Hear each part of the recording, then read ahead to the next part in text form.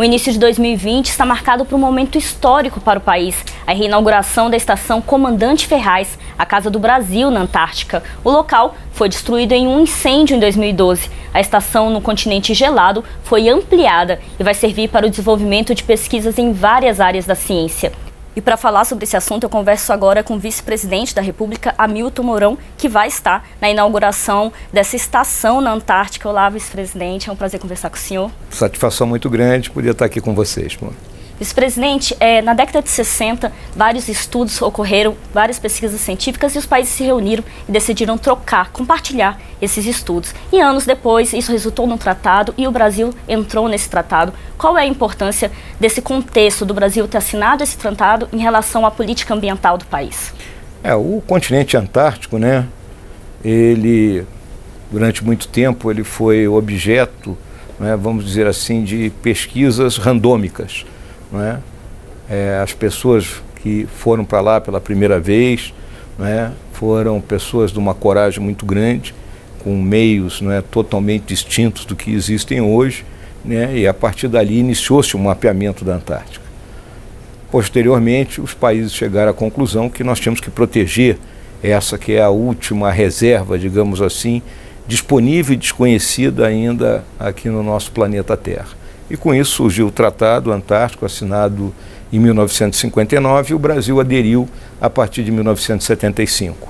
A grande importância disso, e aí nós temos que também, né, fazer uma menção à professora Terezinha de Castro, né, uma grande estudiosa da geopolítica, que com base na teoria da defrontação sempre instou os nossos governos a que participassem, né, desse processo, e que estivessem juntos nessas pesquisas, e conforme você falou, um dos assuntos, né, fundamentais que são pesquisados lá é a influência da Antártica no clima do mundo. Agora, o senhor comentou sobre a influência da Antártica no clima do mundo, e lá é um campo de pesquisas também de oceanografia, de meio ambiente. Qual é a importância dessas pesquisas científicas e do Brasil participar dessas pesquisas, vai ser parte desse grupo de pesquisas? As pesquisas, elas se dão nos mais diversos campos, né? Então, na biodiversidade, na biotecnologia, na medicina, para a agricultura, né?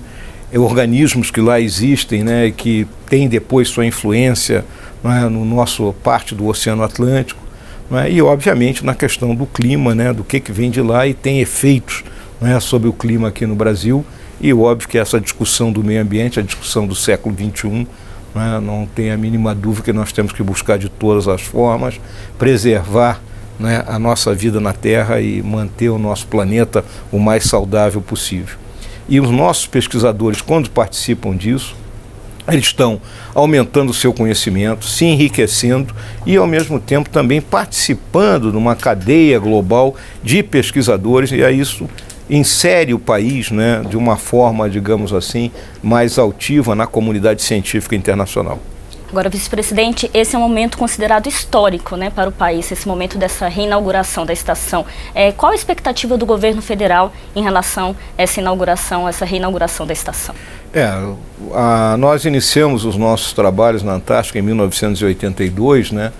Então, é um trabalho que começou ainda nos nossos navios, e a partir de 84, né, se inaugurou a estação Antártica Comandante Ferraz, e em 2012, quando estava completando 30 anos, a estação sofreu aquele acidente que infelizmente resultou na morte de 2 brasileiros.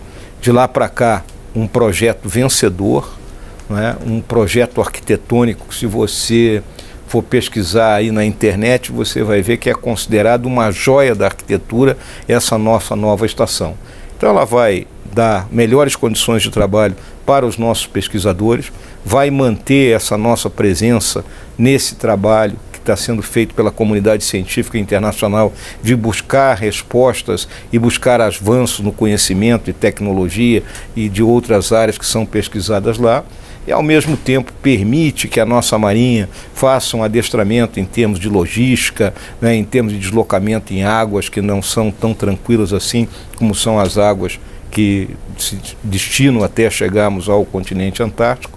Portanto, nós, do governo do presidente Bolsonaro, vemos com extrema satisfação esse momento, né, de reinaugurarmos a Estação Comandante Ferraz e darmos uma nova roupagem ao trabalho de pesquisa que lá é realizado. É uma forma de mostrar também como o campo da ciência do Brasil está desenvolvido e pode ajudar o mundo inteiro. Não resta a mínima dúvida, o Brasil tem uma tradição científica grande, muitas vezes as pessoas desconhecem isso, né?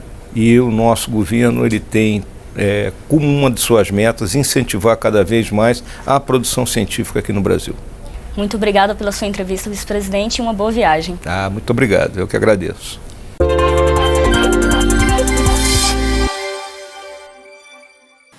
Nesta nova realidade, torna-se evidente o elevado potencial para redinamizar nossas trocas comerciais e a integração de cadeias produtivas dos dois lados do Atlântico.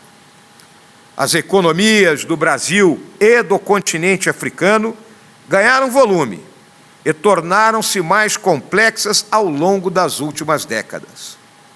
O comércio e os investimentos tornaram-se fundamentais em nosso relacionamento bilateral, particularmente no campo da segurança alimentar. Brasil e África contam com um terreno fértil para aprofundar o comércio e a cooperação. Há 30 anos, os principais exportadores de alimentos eram países temperados. Não havia tecnologia disponível para que a agricultura tropical pudesse competir. Grande parcela dos solos brasileiros eram considerados inférteis, sobretudo devido à acidez. Pesquisa, desenvolvimento e inovação foram determinantes para que a agropecuária brasileira seja hoje fator de segurança alimentar para diversos países do mundo. O Brasil hoje alimenta cerca de 1 bilhão de pessoas no mundo inteiro. Deixamos de ser importador de alimentos para nos tornarmos o maior exportador líquido de alimentos. Somos hoje o primeiro exportador de suco de laranja, café, soja, açúcar e frango, e o segundo exportador de carne bovina e milho. Entre 1977 e 2017, nossa produção aumentou 408% e a área de cultura expandiu-se apenas 60%. Isso representou um ganho de produtividade de 212%, que devemos não somente ao trabalho do agricultor, mas também a inovações em matéria do uso do solo, gestão de lavouras, controle de pragas, sementes, seleção genética, meteorologia. Hoje, a agricultura e a pecuária contribuem com cerca de 20% do produto interno bruto brasileiro. Pelas afinidades culturais, geológicas e climáticas entre Brasil e África, muitas dessas tecnologias já contribuem e podem contribuir ainda mais para a produtividade do setor agropecuário e para a segurança alimentar, objetivo permanente dos países africanos. A cooperação técnica e em matéria de defesa, que inclui pesquisa tecnológica e venda de material de elevado valor agregado, tem sido também bastante frutífera e permanecerá promissora. Procuramos estabelecer parcerias de longo prazo no setor de defesa, com benefícios mútuos e efetivo impacto na estruturação da base industrial de defesa em países africanos.